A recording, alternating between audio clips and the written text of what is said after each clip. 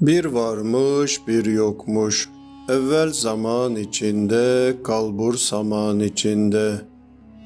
Uzaklardan uzak bir diyarda, zamanlardan eski bir zamanda bir padişah varmış. Bu padişahın çok garip özellikleri bulunuyormuş. Bunlardan birisi de kalesinde birçok vahşi köpek beslermiş. Bir gün padişah der ki, kim bana Kaf Dağı'ndaki Zümrüt-i Anka kuşunu getirirse ona 1000 altın vereceğim. Bu haberi şehirde yaşayan Ahmet adındaki bir kişi duyar. Ahmet çok fakir bir insandır. Hem de aile nüfusu çok fazla ve ekmek parasını zor kazanır durumdadır.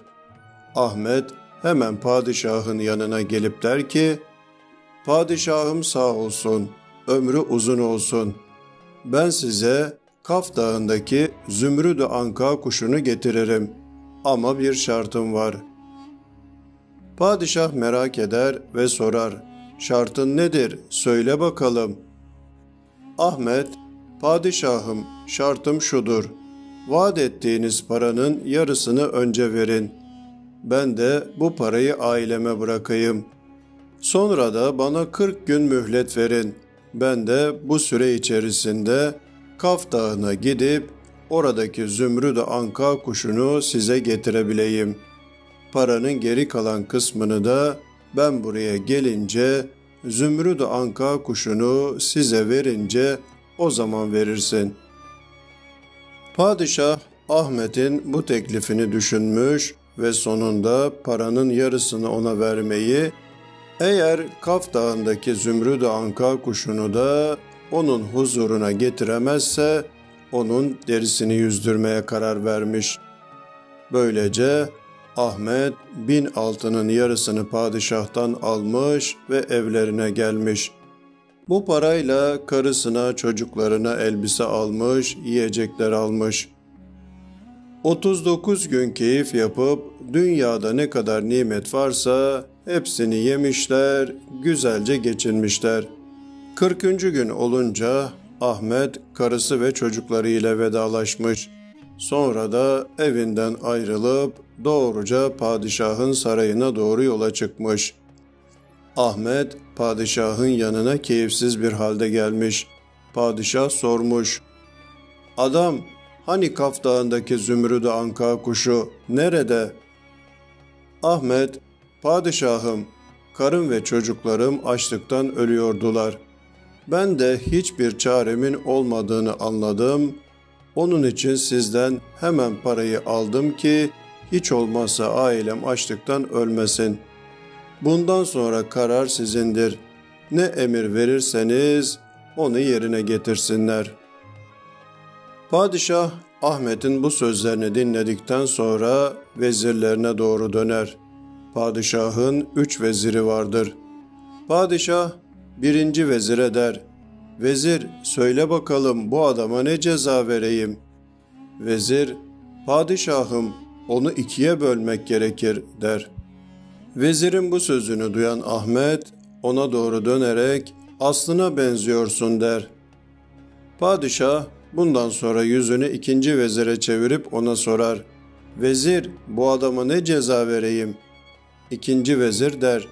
Bana sorarsanız padişahım onu katırın kuyruğuna bağlayıp dağa taşa sürdürün. 2. vezirin bu cevabını duyan Ahmet buna da aslına benziyorsun der. Padişah bu defada yüzünü başvezire çevirip sorar. Vezir sen ne dersin bu işe? Başvezir der ki, ey padişahım bana kalırsa bu adamı serbest bırakın. Çünkü o mert bir şekilde bu işi karısı ve çocuklarının ölmemesi için yaptığını söyledi ve bütün suçu üzerine aldı. Atalarımız ne iyi demişler. Aç bırakma hırsız edersin, çok söyleme arsız edersin. Padişahım, hem de ona verdiğim para senin hazinen de bir damla suya benzer. Farz et ki denizden bir damla su azaldı. Bu yüzden bir adamın ölümüne karar vermeyin. Başvezirin bu sözlerini duyan Ahmet, bu defada aslına benziyorsun der. Üç vezirin söyledikleri karşısında Ahmet'in aynı cevabı vermesini padişah çok merak eder ve ona sorar. Adam, söyle bakalım, sen aslına benziyorsun demekle ne anlatmak istiyorsun? Bunun üzerine Ahmet konuşmaya başlar. Padişahım, birinci vezir ağzını açtığında onu ikiye bölmek gereklidir dedi. Ben de aslına benziyorsun dedim. Demek istediğim şudur ki sen kasap oğlusun. Çünkü hemen bölmekten, parçalamaktan başladın. İkinci vezire de aynı sözü dedim. Çünkü onun da babası at çobanıdır. Hemen beni atın kuyruğuna bağlamayı uygun gördü. Başvezirine de aynı cevabı vermekle onun akıllı bir vezir olduğunu kastettim. Ahmet'in sözlerinden sonra padişah vezirlerinden babalarının kim olduğunu sorar. Hepsi de Ahmet'in doğruyu söylediğini ifade ederler. Ahmet'in sözleri bir taraftan padişahın hoşuna gider ama diğer taraftan da onu aldattığı için Ahmet'e çok öfkelidir. Onun için başvezirine Ahmet'i ertesi gün zindanda köpeklerin önüne atmasını emreder. Başvezir çaresiz kalır. Ahmet'i götürüp zindana atarlar. Ahmet içeri girdiğinde kendisinden başka orada 3 kişi daha olduğunu görür. "Kardeşlerim, siz burada ne arıyorsunuz?" diye sorar. Zindandaki adamlardan biri der, "Bu yıl kuraklık olduğu için tahıllar yetişmedi. Onun için padişaha vergi veremedim. Bu yüzden beni buraya attılar." İkincisi de, "Pazarda bir kişi padişahın zulmü hakkında konuşuyordu. Ben de o sırada yoldan geçiyordum. Ne konuştuklarını dinlemek için yavaşladım.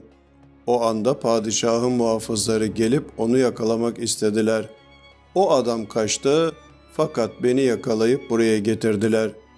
Benim hiçbir şeyden haberim olmadığına dair ne yaptıysam, ne söylediysem de onlar bana inanmadılar."